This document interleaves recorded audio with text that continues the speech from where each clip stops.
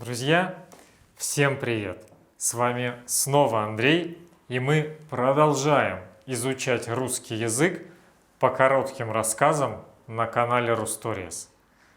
Напоминаю, что кроме русского текста справа на экране в субтитрах YouTube есть перевод на английский и другие языки.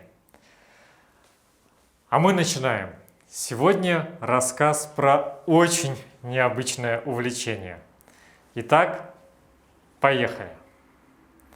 У меня есть знакомая, женщина взрослая и солидная, работающая главным бухгалтером в одной серьезной компании.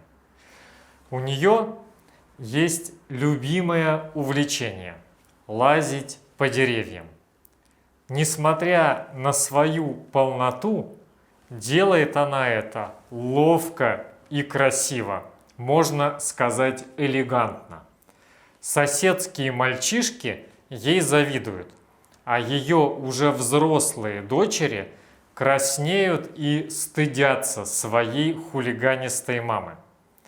На мой вопрос, откуда появилось такое необычное хобби, она ответила так.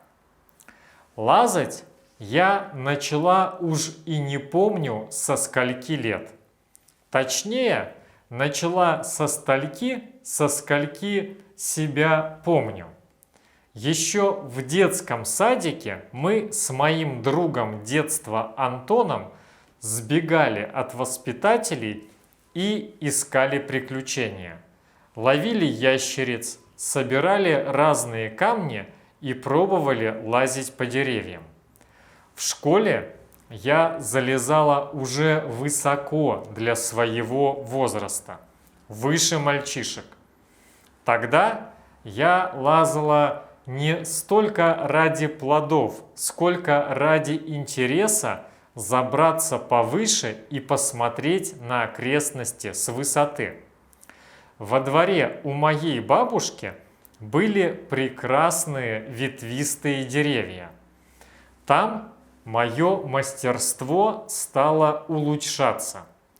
Росли там черешня, 2 яблони и орех. Черешня и огромная яблоня были прекрасны. Мы с братом залазили наверх и делили ветки на сферы влияния. Мы устраивали там что-то типа домиков и перетаскивали наверх немного игрушек. А вот на орехе у меня случился первый срыв. Было мне лет 8. Помню, как лезу вверх и хватаюсь 2 руками за одну ветку. И вдруг, бум, падение не запомнила. Помню только, что лежу на траве и подбегает папа, спрашивает, что болит. Мне повезло, ничего не сломало вообще. Трава была мягкая, я летела метров с 3. Хирург также подтвердил, что мне повезло, и в целом все хорошо. Я, конечно, не перестала лазать по деревьям. Запрещать мне было бесполезно.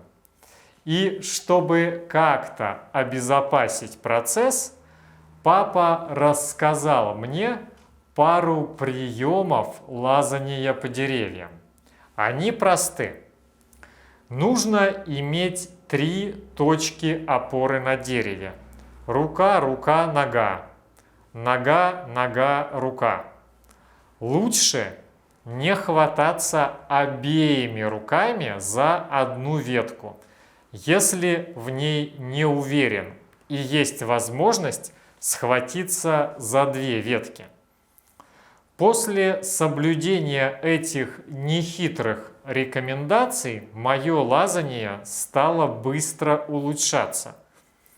Несколько лет подряд я практически все лето проводила рядом с деревьями или на деревьях. Во дворе я стала тренироваться перелазить с яблони на черешню. Они стояли рядом, а затем и наоборот. До сегодняшнего дня я активно лазаю по деревьям в летний и осенний период, как только представляется возможность. Мой опыт лазания составляет около 40 лет. И сейчас я уже сама могу научить, как можно делать это безопасно. Итак, рекомендации по древолазанию. Сразу скажу, лазать во время или сразу после дождя не стоит. Ветви становятся мокрыми, легко соскользнуть. Идеально сухая, не жаркая погода.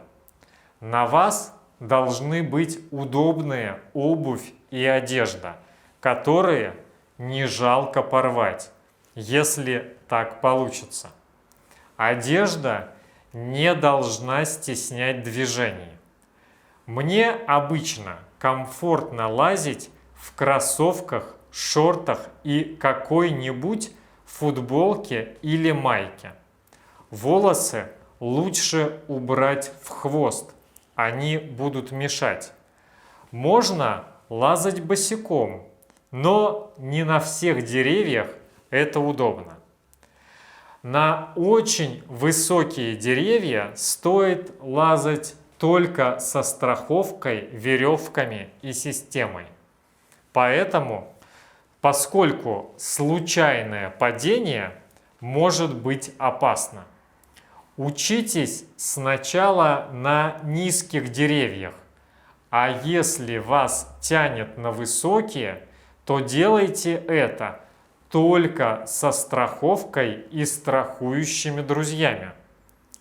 Прежде чем залезать на какое-то дерево, подумайте, как вы будете оттуда спускаться.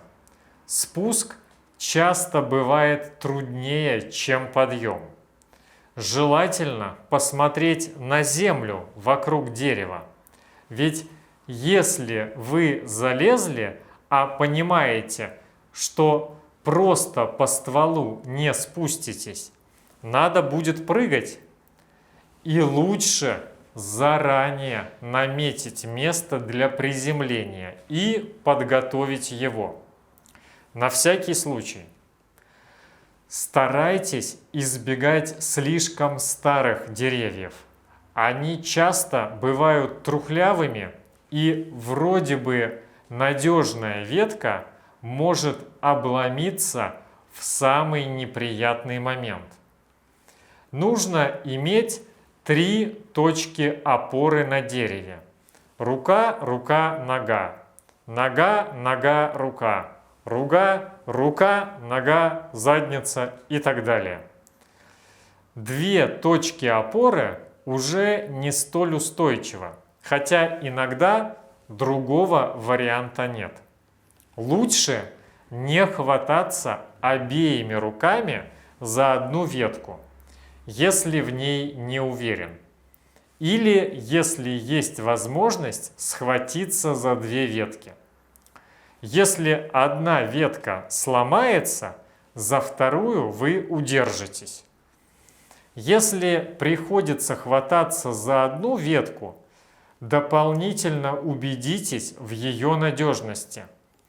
Если начинает дуть ветер, держитесь ближе к стволу или к основанию веток, за которые вы держитесь.